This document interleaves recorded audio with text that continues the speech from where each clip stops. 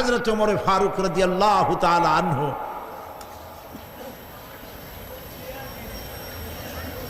তিনি একবার অন্ধকার রাত্রে যাচ্ছিলেন, পিছনে ছিল অনেক লোকজন ছিল। হাঁটতে হাঁটতে তিনি প্রশ্ন করলেন, আচ্ছা তোমাদের মধ্যে কি কেউ আছে এমন বলতে পারো যে কোরআন শরীফের মধ্যে সব থেকে হতাশাব্যঞ্জক আয়াত কোনটি?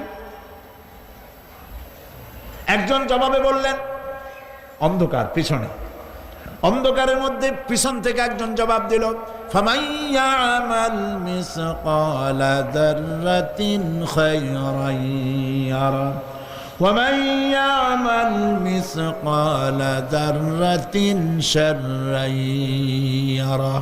এর অর্থ হলো, পৃথিবীতে কেউ যদি ছোট্ট একটি পাপ নেকির কাজ করে, সরিষা পরিমাণ নেকির কাজ যদি করে সেটা দেখতে পাবে, সরিষা পরিমাণ পাপের কাজ যদি করে সেটা দেখতে পাবে।